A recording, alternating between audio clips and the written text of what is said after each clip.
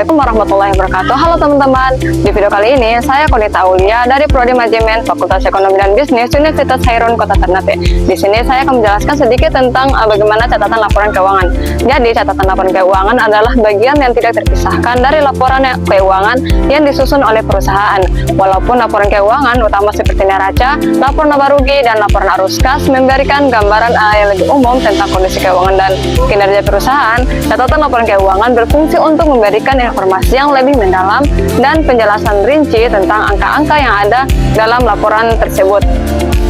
Hal ini memungkinkan pemangku kepentingan seperti investor, kreditor, regulator, dan manajemen untuk memahami lebih jelas dasar kebijakan dan estimasi yang digunakan dalam penyusunan laporan keuangan. Di dalam catatan laporan keuangan memberikan informasi tambahan yang mendukung angka-angka yang disajikan dalam laporan keuangan.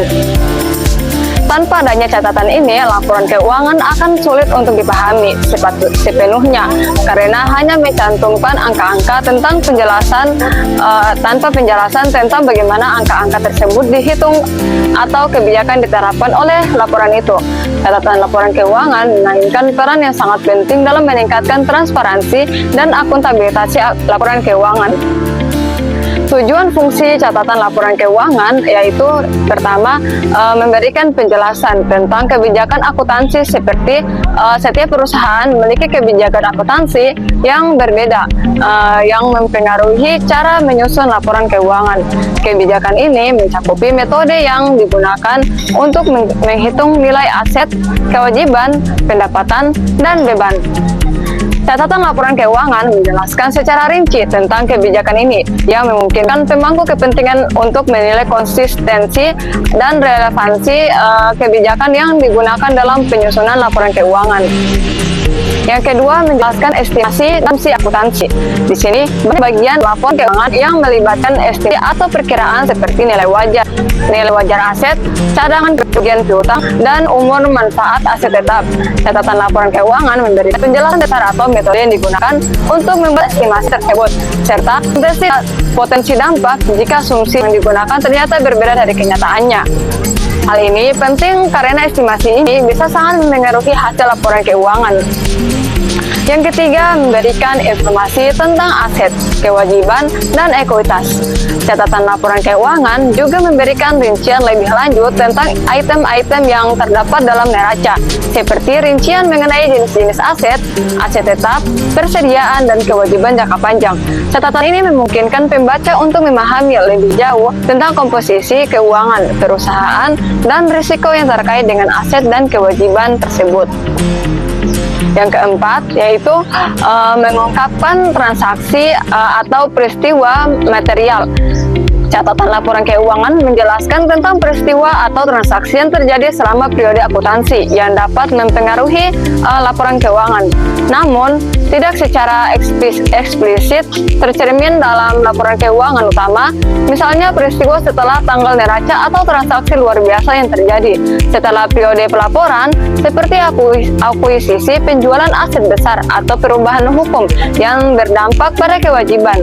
Yang kelima, mematuhi standar akuntansi yang berlaku. Penyusunan laporan keuangan harus mematuhi standar akuntansi yang berlaku, misalnya IFRS atau PSAK. Catatan laporan keuangan pastikan bahwa laporan keuangan disusun telah memenuhi standar tersebut dan memberi kemasan dan dapat diandalkan. Hal ini cukup untuk pengungkapan terkait prinsip akuntansi yang digunakan dan jika ada perbedaan dengan standar akuntansi sebelumnya, termasuk alat bahan tersebut. Rincian isi catatan laporan keuangan. Pertama, seperti catatan laporan keuangan terdiri dari bagian jenis informasi yang mencakupi beberapa aspek. Beberapa hal yang sering dijumpai dalam catatan laporan keuangan adalah sebagai berikut. Yang pertama, kebijakan akuntansi. Setiap perusahaan harus menetapkan kebijakan akuntansi yang konsisten dalam menyusun laporan keuangan. Catatan laporan keuangan menjelaskan kebijakan tersebut secara rinci. Contohnya di perusahaan, perusahaan menggunakan metode penyusutan garis lurus untuk menghitung penyusutan atas aset tetap yang dimiliki. Untuk kendaraan, perusahaan menggunakan umur manfaat 5 tahun. Untuk bangunan, perusahaan menggunakan umur manfaat 10 tahun. Yang kedua, rincian aset dan kewajiban. Catatan laporan keuangan akan memberikan rincian lebih lanjut mengenai komponen utama yang ada dalam neraca, seperti aset tetap, investasi, dan kewajiban jangka panjang. Contohnya, pada 31 Desember 2024, perusahaan memiliki persediaan barang dagangan sebesar 10 miliar yang terdiri dari bahan baku, barang dalam proses, dan barang jadi. Dari jumlah tersebut, sebesar 2 miliar dicadangkan untuk kerugian nilai persediaan. Yang ketiga, estimasi dan proyeksi. Banyak keputusan akuntansi yang bergantung pada estimasi dan proyek. Catatan laporan keuangan menjelaskan bagaimana perusahaan membuat estimasi dan proyeksi ini. Contohnya, perusahaan mengestimasi cadangan kerugian piutang sebesar 5% dari total piutang usaha berdasarkan riwayat pembayaran piutang dan kondisi ekonomi. Pada 31 Desember 2024, cadangan kerugian piutang yang dicatat sebesar 500 juta. Yang keempat, ada peristiwa setelah tanggal neraca. Catatan laporan keuangan juga mencakup peristiwa yang transaksi yang terjadi setelah tanggal neraca, yaitu laporan keuangan diterbitkan yang dapat mempengaruhi keputusan yang dibuat berdasarkan laporan tersebut. Contohnya, pada tanggal 10 Januari 2025, perusahaan mendatangkan perjanjian untuk mengakuisisi sebuah perusahaan dengan transaksi sebesar 25 miliar. Transaksi ini tidak menaruhi posisi keuangan pada 31 Desember 2024, namun akan dilaporkan dalam bentuk keuangan untuk tahun 2025. Yang kelima, transaksi luar biasa dan tidak biasa. Kadang-kadang perusahaan melakukan transaksi yang jarang terjadi atau bersifat luar biasa yang perlu dijelaskan lebih lanjut dalam catatan laporan keuangan. Contohnya, pada bulan Juli 2024, perusahaan mengalami kerugian sebesar 5 miliar akibat bencana alam yang merusak sebagian besar fasilitas produksinya. Kerugian tersebut setelah mempertimbangkan dan dicatat dalam laporan laba rugi untuk tahun 2024. Yang keenam, pengungkapan risiko keuangan. Banyak perusahaan yang terlibat dalam transaksi keuangan yang membawa risiko seperti risiko mata uang asing, risiko suku bunga, dan risiko kredit. Catatan laporan keuangan mengungkapkan jenis-jenis risiko ini dan bagaimana perusahaan mengolahnya. Contohnya, pada perusahaan memiliki eksposur terhadap fluktuasi nilai tukar mata uang asing karena transaksi ekspor dan impor. Untuk mengurangi risiko ini, perusahaan menggunakan kontrak lindung nilai untuk melindungi nilai tukar mata uang yang digunakan dalam transaksi internasional.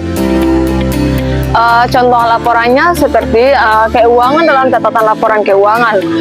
Laporan laba rugi atau ringkasannya berpendapatan sebesar 50 miliar, beban pokok penjualan sebesar 30 miliar, laba kotor sebesar 20 miliar, dan beban administrasi dan umum sebesar 5 miliar. Laba bersih juga sebesar 15 miliar. Di sini catatan arus atas laporan keuangan. Yang pertama, kebijakan akuntansi. Pendapatan diakui pada saat barang dikirim kepada pelanggan dan risiko serta manfaat telah beralih ke pelanggan.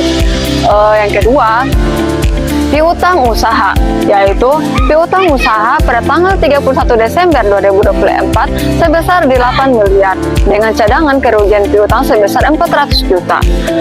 Yang ketiga, aset tetap. Pada aset tetap yang dimiliki perusahaan terdiri dari gedung, peralatan, dan kendaraan yang dicatat dengan menggunakan metode penyusutan garis lurus dengan umur manfaat 5 hingga 20 tahun. Yang keempat, peristiwa setelah tanggal neraca. Para perusahaan melakukan akuisisi terhadap perusahaan X pada bulan Januari 2025 dengan nilai transaksi sebesar 10 miliar yang akan mempengaruhi laporan keuangan tahun berikutnya. kesimpulan dari materi yang saya sampaikan yaitu catatan laporan keuangan merupakan bagian integral dari laporan keuangan yang memberikan wawasan lebih mendalam mengenai kebijakan akuntansi yang diterapkan, estimasi yang digunakan, serta peristiwa atau transaksi yang mempengaruhi perusahaan. Tanpa catatan laporan ini, laporan keuangan utama seperti neraca dan laporan laba rugi akan kurang informatif dan sulit untuk dianalisis dengan baik. Melalui catatan laporan keuangan, pemangku kepentingan biasa mendapatkan gambaran yang lebih jelas tentang bagaimana perusahaan mengelola aset dan kewajibannya, serta risiko dan peluang yang dihadapinya. Sekian dari penjelasan saya. Apabila terdapat kesalahan kata atau kekurangan materi saya mohon maaf. Wassalamualaikum warahmatullahi wabarakatuh.